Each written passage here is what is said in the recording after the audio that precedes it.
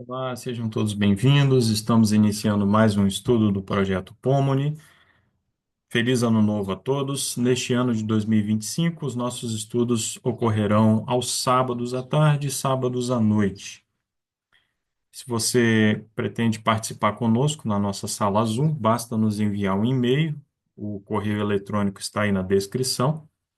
E você, então, será inserido no nosso grupo de WhatsApp, poderá interagir conosco na sala Zoom. Bem, fica aí o convite, caso você não seja inscrito ainda, que se inscreva em nosso canal aqui no YouTube.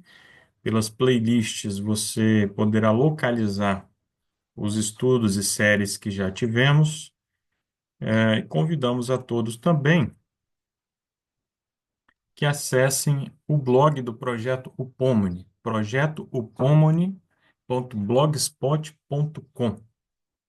Um dos últimos posts aqui que eu fiz, uma citação do livro Eventos Finais, que inclusive é o tema aqui do nosso estudo de hoje, né? Os eventos finais, sobre o aparecimento de deuses pagãos com seu assinalado poder se exibindo diante de cidades do mundo. Está na página, está no livro Evangelismo 705, parágrafo 1. Mas esse assunto também é tratado no livro Eventos Finais, tá certo? Eu lembrei dessa citação em virtude aí de um evento, um grande festival hindu que vai acontecer lá na Índia, né, nos próximos dias, que deverá reunir 400 milhões de seguidores aí do hinduísmo, certo? Então, quem sabe serão nessas ocasiões que os deuses pagãos irão se exibir aí perante o mundo. Perfeito? Então, fica esse convite para você acessar o blog, e também o nosso canal no YouTube, que você se inscreva, né, além de acompanhar aí os vídeos. Sobre os eventos finais, né? Vigiar e orar é o nosso dever, e essa vigilância aí inclui o estudo, né, desses acontecimentos, aquilo que nos foi revelado. Lá em Lucas, capítulo 21, verso 28, é dito o seguinte: E quando essas coisas começarem a acontecer, olhai para cima e levantai a vossa cabeça, porque a vossa redenção está próxima. Então, toda essa miséria, né, na qual o mundo se encontra hoje, deve ser motivo de alegria para nós, né? São acontecimentos que apontam aí para o breve retorno de Jesus. Na cronologia profética, nós temos ali a profecia, primeiro, relativa a tempo, tempos e metade de um tempo, ou 1260 dias, 1260 anos, que se estendem ali do ano 538 até o ano 1798, quando o general foi aprisionado, né, lá em Roma, né, pelo general Berthier, durante a Revolução Francesa. Antes, porém, a perseguição, a opressão papal foi abreviada, certo? Isso tudo é um tema de um outro estudo, é uma rápida pincelada, certo? Não vamos nos aprofundar nisso aqui, é basicamente só para que vocês se localizem. E temos então essa profecia lá de Mateus 24, 22, e se aqueles dias não fossem abreviados, nenhuma carne se salvaria. Mas por causa dos escolhidos serão abreviados aqueles dias. 1833, a queda das estrelas, que também foi profetizada, né, como o escurecimento do sol, a lua se tornando em sangue no ano 1780. Enfim, em 1844, termina ali o período das 2.300 tardes e manhãs de Daniel 8:14. Começa então a fase do juízo pré-advento. Desde então, do ano 1844 para cá, não existe nenhuma profecia apontando para um tempo específico, uma data específica.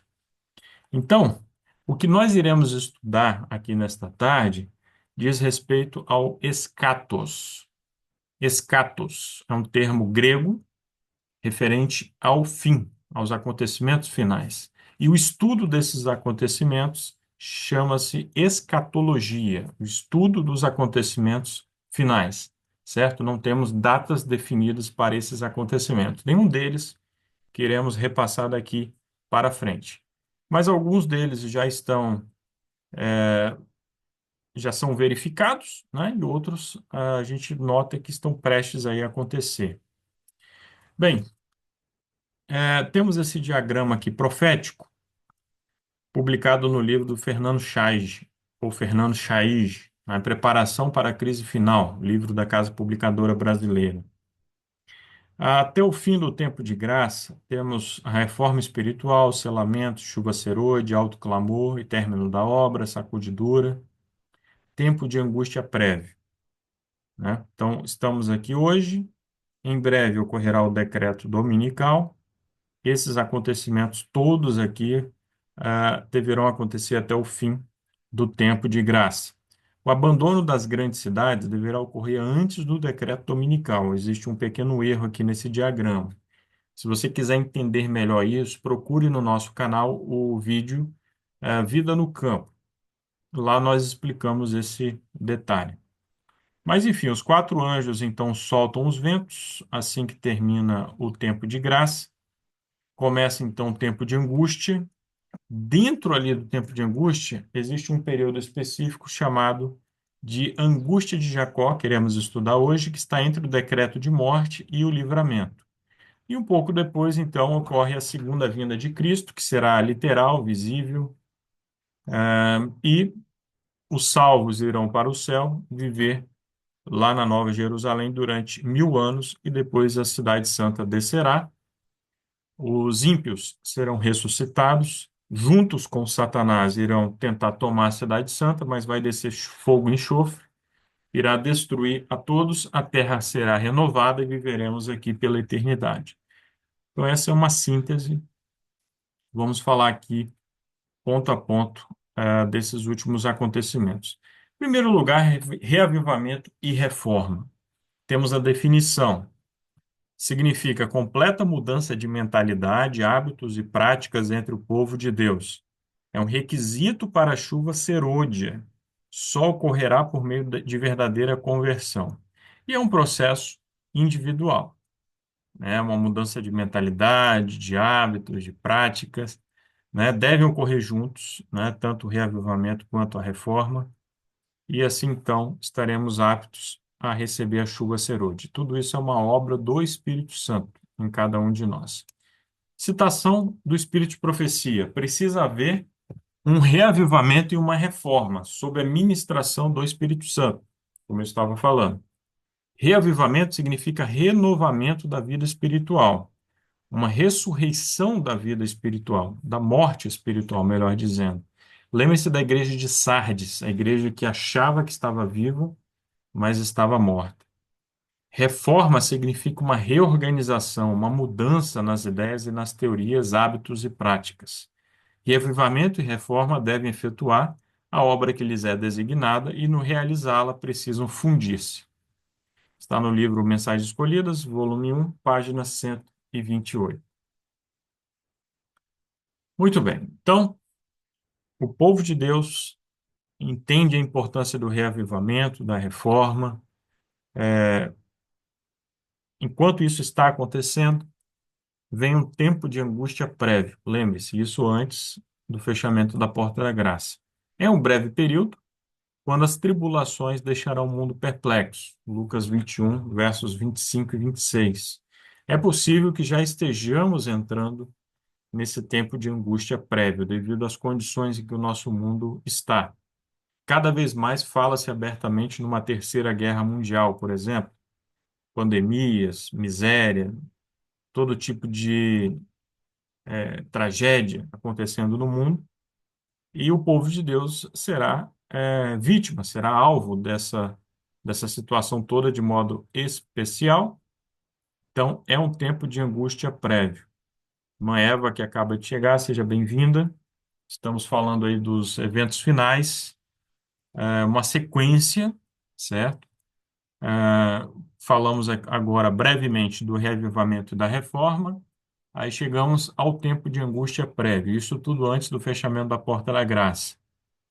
Livro Primeiros Escritos, página 85. Nesse tempo, enquanto a obra de salvação está se encerrando, tribulações virão sobre a terra, e as nações ficarão iradas, embora contidas para não impedir a obra do terceiro anjo.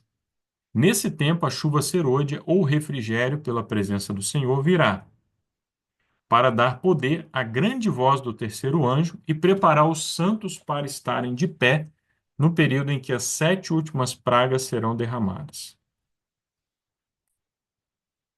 Muito bem, então, a citação ali já antecipou um pouco sobre a chuva serôdia. Existe a chuva temporã e a chuva serôdia. A chuva temporã foi derramada lá no Pentecostes. Foi uma primeira grande manifestação, do Espírito Santo.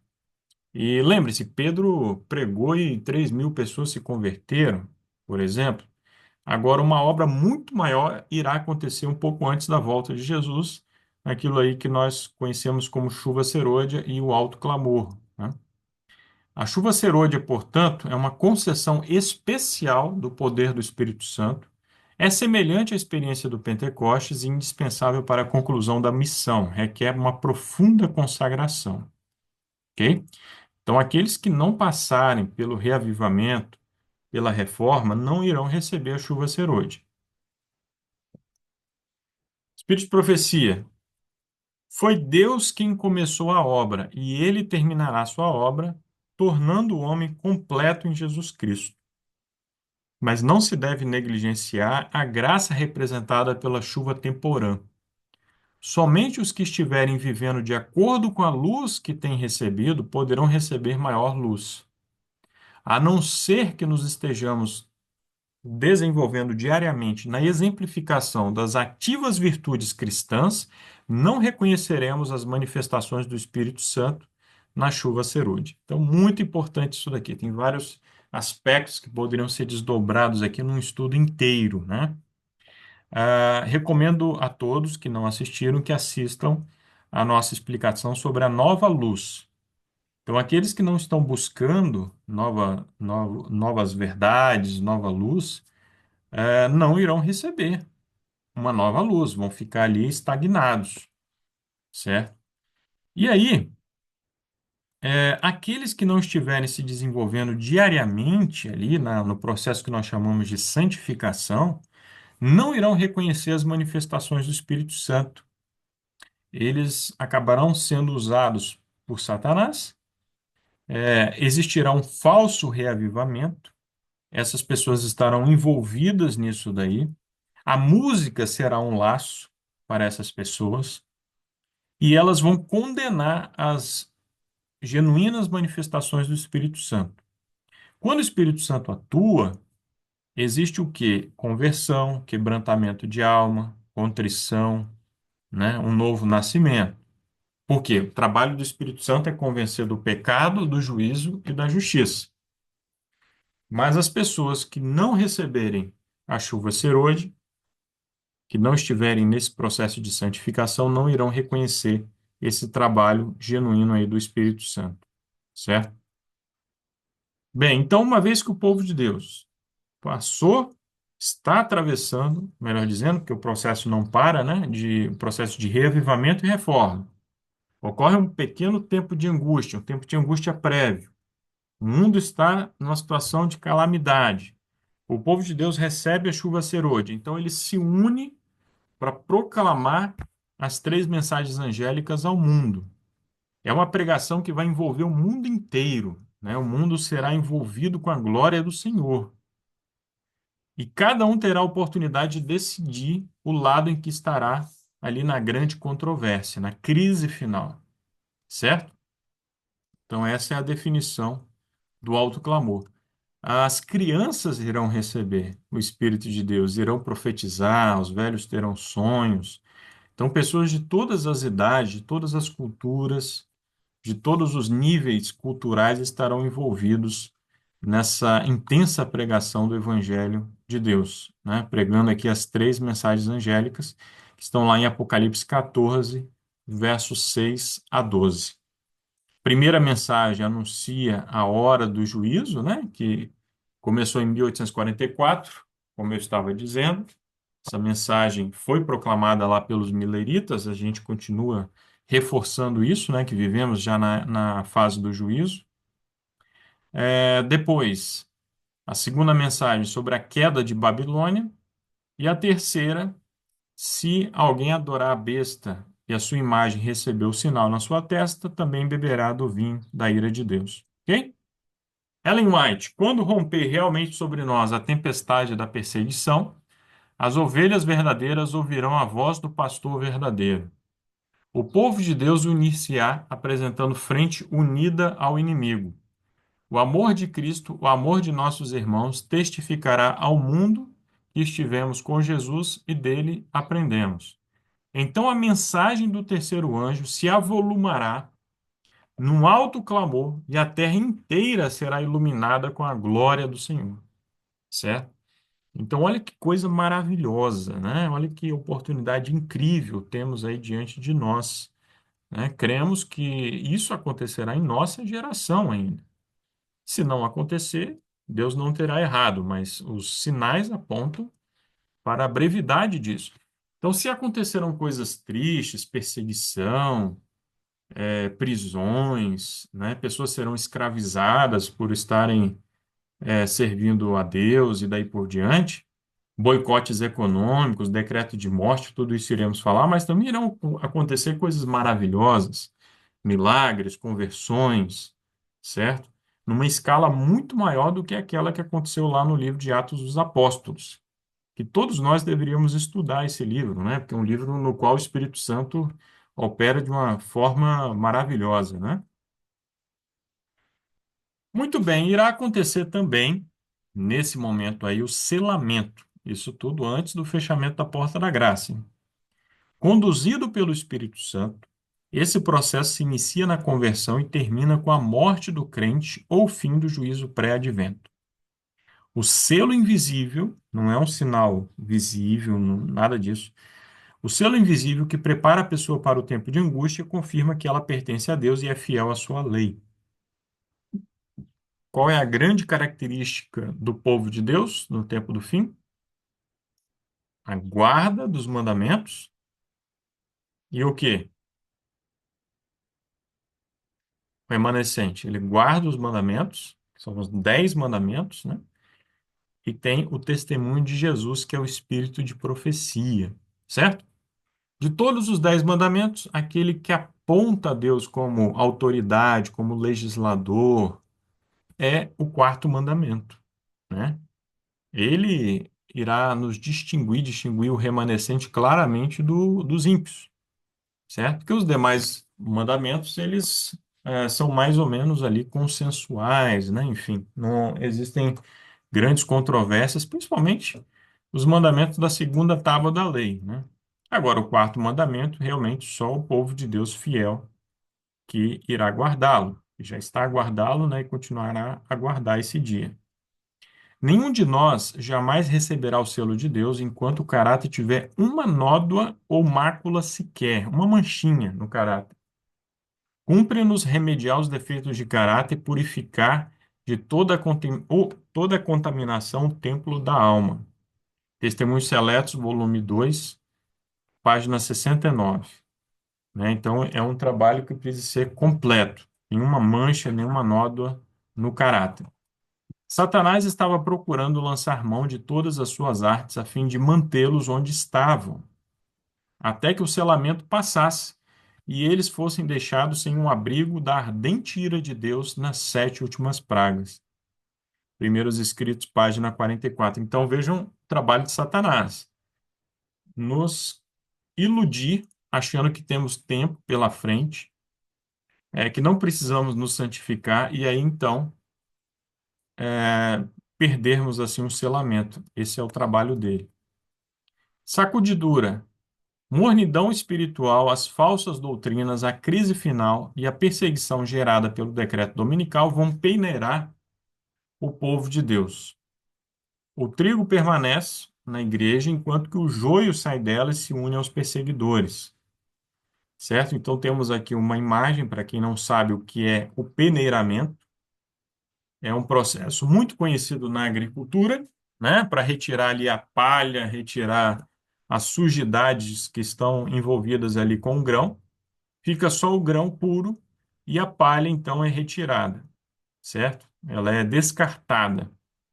A sacudidura então irá ocorrer e ficará no povo de Deus apenas os fiéis, apenas o trigo, por assim dizer, certo?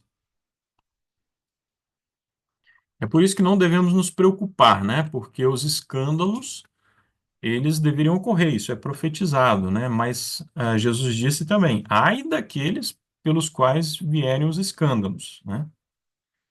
Então, no seu devido tempo, todo o joio que está na igreja de Deus, né, está na liderança, entre pastores existe joio, entre membros, esse joio será retirado, né, no processo aí da sacudidura. Então, logo o povo de Deus seja selado na fronte, não é algum selo ou sinal que possa ser visto, mas uma consolidação da verdade, tanto intelectual quanto espiritualmente, de modo que não possam ser abalados, tão logo o povo de Deus esteja selado e preparado para a sacudidura, ela virá. Certo? Então, o que está faltando é apenas o povo de Deus estar realmente preparado, e aí a sacudidura virá. Ok? Muito bem, decreto dominical e a perseguição. O que vem a ser, então, o decreto dominical? Olha só, vejam bem essa imagem aqui, né?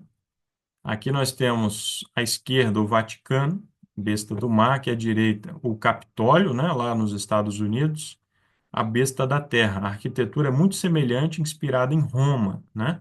O Império Americano se inspira no Império Romano e o Vaticano, ali, os papas se consideram os sucessores dos Césares, certo? A união do poder religioso, o papado, com o poder político, os Estados Unidos da América, resultará na imposição por lei da guarda do domingo. Os guardadores da lei de Deus serão perseguidos e terão que fugir para lugares remotos, né? Não fugir das grandes cidades, isso deverá já ter ocorrido antes, como nós falamos. O que diz Ellen White? Quando a proteção das leis humanas for retirada dos que honram a lei de Deus, haverá nos diferentes países um movimento simultâneo com o fim de destruí-los. Aproximando-se o tempo indicado no decreto, o povo conspirará para desarraigar a odiada seita. Resolver-se-á dar em uma noite um golpe decisivo que faça silenciar por completo a voz de dissentimento e reprovação. Ok? Então, esse será o decreto dominical. Muito bem, será um tempo também de enganos satânicos. Enganos satânicos. O inimigo concentrará seus maiores esforços nos últimos dias, usando principalmente o espiritismo e o protestantismo desvirtuado. Porém, o clímax do engano ocorrerá no tempo de angústia, quando ele imitará os milagres e o retorno de Jesus. Né? Ele irá circular no meio das pessoas como um anjo de luz, como Cristo, como o próprio Cristo, né? Sem asas, evidentemente, isso aqui é uma ilustração da inteligência artificial, né? Mas ele irá circular fazendo milagres, curas, irá pregar, ensinar as pessoas que o sábado foi mudado para o domingo, né? Que a lei de Deus então foi alterada e que os guardadores do sábado são a razão das calamidades que estão assolando o mundo, né? Problemas ambientais, problemas econômicos, enfim. Deus está ali, segundo Satanás, né? Segundo o discurso que ele fará, então, Deus estará punindo a humanidade por causa desses infiéis. Ele vai incitar os ímpios contra o remanescente. É o que vai acontecer. Então, aqui, ó, informações aqui do Espírito de Profecia. Disfarçado de anjo de luz, Satanás percorrerá a terra como taumaturgo, um operador de milagres. Com bela linguagem apresentará sentimentos sublimes. Falará boas palavras e realizará bons atos. Personificará a Cristo, mas num ponto haverá notável diferença. Satanás apartará as pessoas da lei de Deus, como eu estava falando. Não obstante, imitará tão bem a justiça que, se fosse possível, enganaria os próprios eleitos. Cabeças coroadas, presidentes, governantes em altos postos curvar-se-ão ante suas falsas teorias. Certo? Então, será um momento de poderosas manifestações de Satanás. E nós cremos que algumas dessas manifestações já estão acontecendo. Por exemplo, o fenômeno dos OVNIs, né? A grande quantidade de objetos voadores não identificados. Recomendo a todos que assistam a uma pregação do pastor Jorge Vanderman, Brinquedos de um Anjo Caído, né? Vocês vão encontrar no YouTube, Brinquedos de um Anjo Caído, né? Embora, evidentemente, existam fraudes, existam fenômenos aí que são explicados do ponto de vista humano, né? Drones, mas também existem objetos, né? Voadores que não há explicação para eles, certo? E que nós acreditamos que são brinquedos de um anjo caído, né? Satanás ali impressionando as pessoas, e possivelmente demônios vão aparecer, né, em algum momento desses discos voadores aí trazendo mensagens para as pessoas, mensagens de união, de paz, mas afastando sempre as pessoas da lei de Deus. E aí chegará ao fim o tempo de graça, quando Jesus concluir o juízo pré-advento no céu, né? O ministério de Cristo como sumo sacerdote, então, será finalizado. Cada ser humano estará com seu destino definido e o Espírito Santo deixará de atuar no coração dos ímpios. Começará o tempo de angústia e o derramamento das pragas. Então, aqueles que são injustos vão continuar na prática da injustiça, os santos vão continuar a se santificar e daí por diante, certo? Na ocasião em que os juízos de Deus estiverem caindo sem misericórdia, ó, quão invejável para os ímpios será a posição dos que habitam no esconderijo do Altíssimo. Em tal tempo como esse, a condição dos justos será realmente invejável os que estiverem sofrendo por causa de seus pecados. Mas a porta da graça estará fechada para os ímpios. Depois que terminar o tempo da graça, não serão mais oferecidas orações em seu favor. Certo? Então, da mesma forma que antes do dilúvio, um pouquinho antes, a porta lá da arca foi fechada e mais ninguém poderia entrar, isso mesmo antes de começar ali a chuva ou dilúvio, também antes da vinda de Cristo, a porta irá se fechar um pouco antes da vinda de Jesus. E a partir dali, não haverá mais nenhuma conversão. Após o fim da intercessão no céu, haverá um período de aflição sem precedentes. Os anjos não mais conterão a fúria dos homens, da natureza e do mal. As sete pragas castigarão apenas os ímpios, que se unirão contra os fiéis, emitindo um decreto de morte. Certo? Então, temos ali no Apocalipse as sete últimas pragas, né, que serão derramadas. As quatro primeiras são localizadas, né, o Espírito de Profecia nos revela isso, caso contrário, ninguém iria se salvar. Ok? Vi que os quatro anjos segurariam os quatro ventos até que a obra de Jesus estivesse terminada no santuário. As pragas não servem para converter, para levar ninguém à conversão, porque a porta da graça se fechou. Então, elas vão provar que o joio é joio. O caráter dos ímpios vai ficar mais aflorado, né? Vocês podem ler lá no Apocalipse, praga após praga, eles só vão se tornando cada vez mais blasfemos, mais irados, odiando cada vez mais a Deus. E aí então vão emitir um decreto de morte para matarem os santos, né? Então os santos vão estar lá clamando por um livramento. Vai ser o período da angústia de Jacó, durante dia e noite estarão então clamando a Deus, né? Nesse período então conhecido como angústia de Jacó. Lembra ali a experiência de Jacó, quando ele acreditava, né, que o irmão Esaú estava para destruí-lo, certo? E ele tinha uma vida de pecados anteriormente, havia enganado o próprio pai, etc. Então, ali naquela noite, naquela angústia, ele lutou com Deus, querendo principalmente o perdão, né?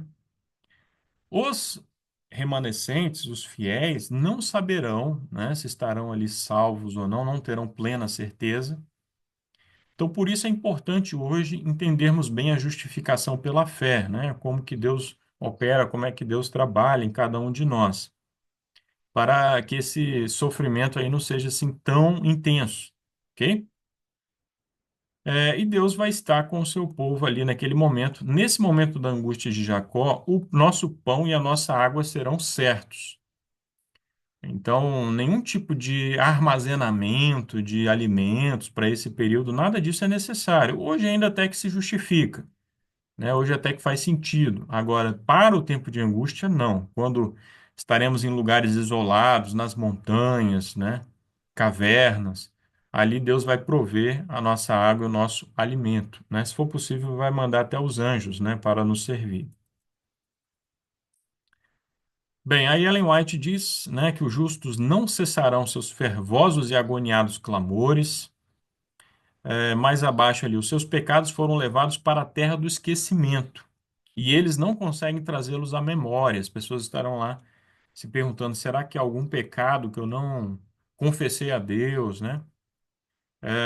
Eles se veem ameaçados de destruição certa.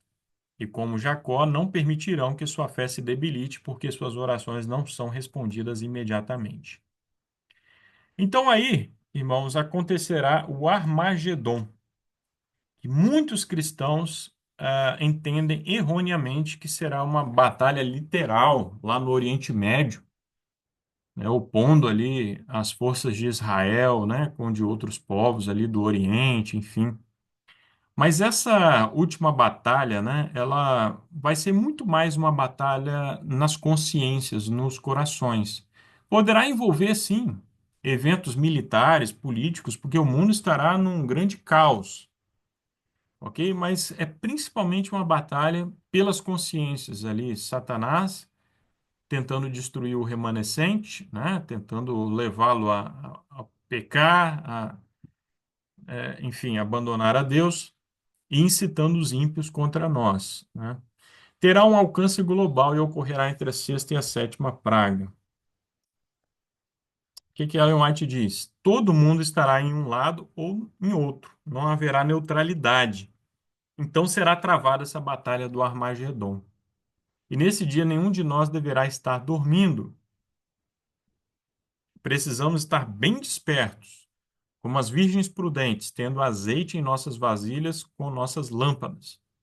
O poder do Espírito Santo deve estar sobre nós e o capitão do exército do Senhor estará à frente dos anjos para dirigir a batalha. Será então a batalha conduzida pelo capitão do exército do Senhor e travada pelos anjos, né? Não será uma batalha que nós deveremos pegar em armas para combater ninguém, ok? Então aí ocorrerá o livramento. Sabemos que a sétima praga inclui relâmpagos, trovões, um terremoto gigantesco, chuva de granizo e outros fenômenos cataclísmicos. Colocará fim à perseguição e culminará com o juízo de Deus contra a Babilônia mística, a ressurreição especial dos que precisam testemunhar a volta de Cristo. Ok? Essa ressurreição especial é de um grupo, que é o único grupo em toda a humanidade que morrerá 3 vezes. Vocês sabem quem são? Aqueles que participaram diretamente ali na condenação, na execução de Jesus na cruz, né? Eles morreram lá, né? Obviamente, como todos daquela geração morreram, enfim, serão ressuscitados neste momento para ver Jesus voltar. Eles irão ver aquele momento, irão testemunhar como Jesus falou com eles, que eles iriam ver Jesus aparecendo ali nos céus. A glória de Deus irá destruí-los, né? Todos os ímpios irão morrer ali com a volta de Jesus. E, ao fim do milênio, eles serão ressuscitados junto com todos os demais ímpios e serão destruídos ali no lago de fogo e enxofre, eternamente. Então, passarão por 3 mortes, né? O único grupo. Tá certo? E o povo de Deus, então, será liberto nesse momento. Será um momento de livramento ali das prisões, alguns estarão sendo escravizados, né? E nesse momento, então, virá o livramento. O povo de Deus, alguns nas celas das prisões, outros escondidos nos retiros solitários das florestas e montanhas, pleiteia ainda a proteção divina, enquanto por toda parte grupos de homens armados, instigados pelas hostes de anjos maus, se estão preparando para a obra de morte. É então, na hora de maior aperto, que o Deus de Israel intervirá para o livramento de seus escolhidos. Livro Grande Conflito, página 635, parágrafo 2. Então, nesse momento ali mais extremo, virá então o livramento. Recomendamos a todos a leitura do livro Grande Conflito. Quem nos acompanha no YouTube, se tiver interesse, né, em ter esse livro físico, basta nos enviar um e-mail e lhe enviaremos com o maior prazer. Opa! A segunda vinda de Jesus, então, irá acontecer logo após esse livramento, né? Será um evento visível, audível e glorioso. Jesus virá com todos os seus anjos para ressuscitar os justos mortos, transformar os justos vivos num abrir e fechar de olhos, né? Receberemos todos a imortalidade e seremos levados para o céu. Lá passaremos 1000 anos, né? A fase do juízo comprobatório, iremos revisar todo o juízo, definir a dosimetria dos ímpios. O que é isso? Para Deus, assim como para os homens, né? Tanto a justiça divina quanto a justiça humana, existem graus, níveis de pecado, né? Todo pecado é ofensivo a Deus e todo pecado poderá retirar, as pessoas do céu. Mas os pecados não são igualmente graves, né? Então, um indivíduo que era mentiroso ao longo da vida, ele não vai sofrer tanto quanto um assassino, por exemplo. E um assassino de uma pessoa não vai sofrer tanto quanto um genocida, tipo um Hitler da vida, um Stalin, um Mao Tse-tung, né? Considerando que esses aí não tenham se arrependido, tá? Mas, de fato, eles foram genocidas em vida, né? Então, durante o juízo comprobatório, o milênio, né, os salvos irão julgar, inclusive, os anjos, definindo o período ali que irão passar no lago de fogo e enxofre, tá? O período ali da sua agonia. Mas sabemos que não existe tormento eterno. A destruição é eterna nas suas consequências, certo? Então, em mais tempo ou menos tempo, todos os ímpios ali serão destruídos ao fim do milênio. Não restará nem raiz nem ramo, nenhum vestígio do mal, todos serão aniquilados e o planeta será restaurado, como nós falamos anteriormente, e iremos habitar para sempre, então, na nova terra, a terra restaurada. A volta de Jesus, tem um termo do grego que é parousia, certo? É a volta de Jesus, né? Percebam que no grego, o termo parousia é o mesmo termo que era usado quando um rei, um imperador, iria visitar uma cidade. Ele iria então aparecer ali na cidade. Era um aparecimento literal. E esse mesmo termo, um termo literal, é usado para o aparecimento de Jesus. Surge logo no Oriente uma pequena nuvem negra, aproximadamente na metade da mão de um homem. É a nuvem que rodeia o Salvador e que, à distância, parece estar envolta em trevas. O povo de Deus sabe esse ser o sinal do Filho do Homem. O povo de Deus vai olhar, né? Então, imagina, ocorre lá um grande terremoto, as prisões se abrem, né? O povo de Deus sai ali das celas, dos calabouços, das montanhas, olha para o Oriente, vê uma pequena nuvem negra do tamanho da metade da mão de um homem, e o povo então sabe que é Jesus voltando, né? Olha que maravilha. Em solene silêncio, fitam-na, vão ficar olhando em silêncio, enquanto se aproxima da terra mais e mais brilhante e gloriosa, até se tornar uma grande nuvem branca, mostrando na base uma glória semelhante ao fogo consumidor e encimada pelo arco-íris do concerto. Consegue imaginar o arco-íris, então, por cima lá? Jesus na nuvem avança como poderoso vencedor. Dessa vez ele não virá mais humilde, né, numa manjedoura, como servo sofredor, mas ele sim vai vir como poderoso vencedor. Que Deus nos abençoe e que estejamos entre os salvos ali naquele momento. Aqueles que poderão entrar na cidade pelas portas, né, da Nova Jerusalém. Aqui nós temos a referência completa dos livros que utilizamos nesse estudo, né? Os livros do Espírito de Profecia, e o livro Preparação para a Crise Final, do Fernando Scheid, que eu creio que vocês que estão aqui na sala Zoom possuem esse livro, né?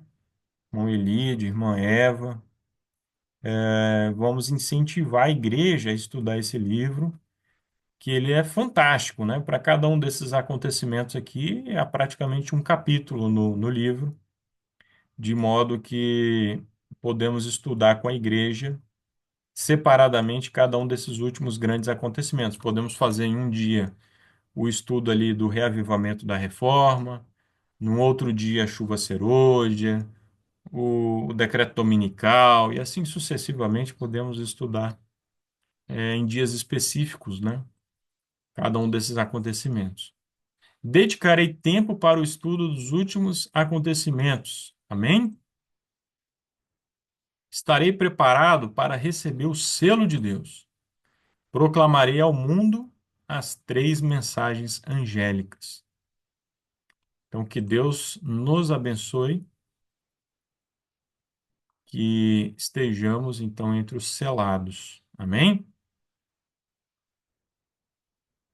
Alguma dúvida, algum comentário? Irmão Elídio, né, que queria testar aí também, né, o microfone. Se estiver me ouvindo, irmão, quiser abrir o microfone. Nós estamos aí nos minutos finais.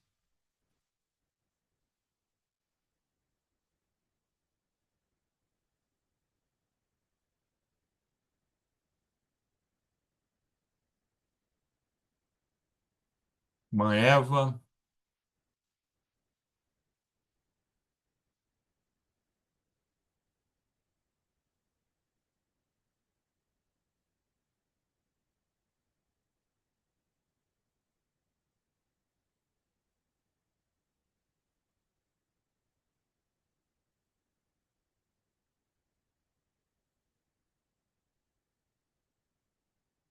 irmã Eva, está me ouvindo? Aqui para todos está a capa do livro Preparação para a Crise Final, do Fernando Scheid. É um livro de 171 páginas, não é um livro assim tão extenso, e bem faríamos se estudássemos todo esse livro, né? Tem alguns diagramas dentro dele, né? É um livro bem didático e é basicamente uma compilação dos escritos de Ellen G. White.